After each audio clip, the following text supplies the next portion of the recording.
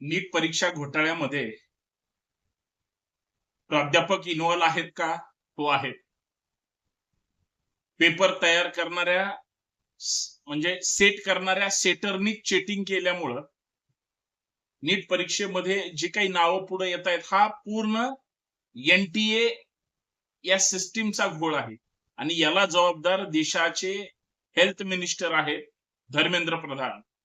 जोपर्यंत ते राजीनामा देणार नाहीत किंवा जोपर्यंत ही सगळी नीटची यंत्रणा खालपासून वरपर्यंत अपडेट केली जाणार नाही, तोपर्यंत या देशातील तरुण किंवा नीट परीक्षेसंदर्भात जे गंभीर आहेत आणि गांभीर्यानं हा मुद्दा उचलतायत, ते खास करून विरोधक सत्ताधाऱ्यांची आंदोलनं नीट परीक्षा घोटाळ्यामध्ये दिसत नाहीत.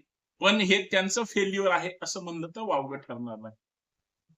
पुण्यामधली एक हवालदार नावाची महिला प्राध्यापिका जी तिच्या संपर्कात असलेली दुसरी सुद्धा म्हणजे ही फिजिक्सची प्रोफेसर, ती अजून वेगळ्या विषयाची प्रोफेसर, ती अजून तिसऱ्या मुख्याध्यापकाच्या संपर्कात, तो खाजगी क्लासेसच्या संपर्कात आणि या सगळ्यांचं वेगळ्या विषय फोडण्याचं रॅकेट हे फक्त पुणे आणि महाराष्ट्रापुरतं मर्यादित आहे का?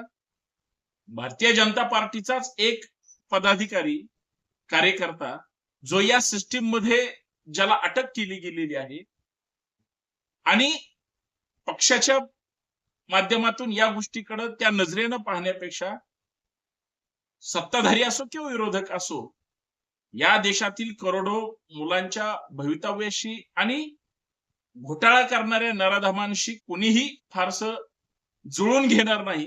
हे जरी तितकं सत्य असलं तरी नीट परीक्षेची सिस्टीम ही तात्काळ बदलली गेली पाहिजे आणि याच प्रमुख मुद्द्यावर मित्रांनो चर्चा करायची. मी संतोष शिंदे आपल्या सर्वांचं या सामाजिक विचारपीठावर मनपूर्वक हार्दिक स्वागत. विनंती एवढीच आहे, हा व्हिडिओ शेवटपर्यंत पहा, जास्तीत जास्त शेअर करा, बंडखोर नेता हे चॅनल सबस्क्राईब करायला विसरू नका. देशाचे प्रधानमंत्री नीट परीक्षेबद्दल बोलायला तयार नाहीत आणि बोलले पण नाही. ज्या केंद्रीय आरोग्य मंत्र्याच्या अध्यक्षतेखाली आणि त्यांच्या नेतृत्वाखाली ही सिस्टीम चालते, एनटीए म्हणजे नॅशनल ट्रेनिंग एजन्सी, ज्या सिस्टीम मध्येच घोटाळा आहे आणि ज्याचे प्रमुख मी मागच्या पण व्हिडिओमध्ये सांगितलं की ते आरएसएसच्या आशीर्वादानं तिथं कुलकर्णी नावाचा व्यक्ती बसला. खालपासून वरपर्यंत किंवा वरपासून खालपर्यंत हे सगळे एकमेकांशी कनेक्टेड आहेत आणि हे यांच्या विचारधारेचे सिलेक्टेड असल्यामुळं पुण्यातलं मॉडर्न कॉलेज कुणाच्या विचारांचं आहे, तिथं चालवणारे संस्था चालक कोण आहेत आणि खास करून तिथली जी प्रोफेसर पकडली गेली, जी प्राध्यापक महिला मांढरे मॅडम किंवा त्याच्यानंतर हवलदार मॅडम, त्याच्या अगोदर कुलकर्णी नावाचे माजी मुख्याध्यापक किंवा खाजगी क्लासेसचे मोठे गावकर, हे फक्त मोहरे आहेत. मास्टर माइंड ह्यांचे जे आहेत ते अजून बाहेर, कारण हजारो लाखो करोडो रुपयांचा घोटाळा आहे हा. म्हणजे लाखोंचा म्हणतात, करोडोंचा म्हणतात, त्याच्यापेक्षा लाखोचा हा जर गैरव्यवहार असेल आणि पेपर फुटी सारख्या गंभीर प्रकरणामध्ये जर केंद्र सरकार गांभीर्यानं घेत नसेल, राज्य सरकार गांभीर्यानं घेत नसेल,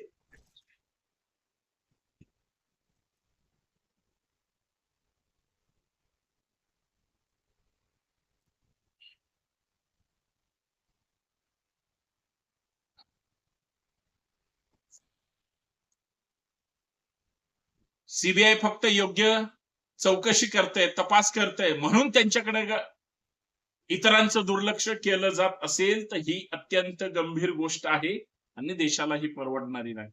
म्हणून केंद्रीय आरोग्य मंत्र्यांनी राजीनामा दिला पाहिजे.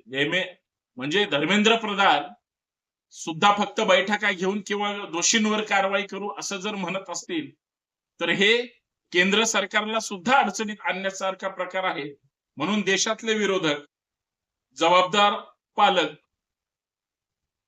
विद्यार्थी संघटना आणि नीट परीक्षा देणाऱ्या पालकांचं हित, विद्यार्थ्यांचं हित, पालकांच्या खिशावर दरोडा जी सिस्टीम टाकते त्या सगळ्या सिस्टीमचा भांडाफोड झाला पाहिजे, चौकशी झाली पाहिजे. आणि ज्यांनी पेपर लीक केले, बघा ना, पुण्यातली एक हवालदार बाई शहा नावाच्या विद्यार्थ्याकडून ज्याचा फोन नंबर मोबाईल मध्ये म्हणजे गॉड नावाने त्या ठिकाणी सेव्ह करते, तो गॉड किती आर्थिक मदत त्या प्राध्यापिकेशी करत असेल हे वेगळं सांगायची गरज आहे का?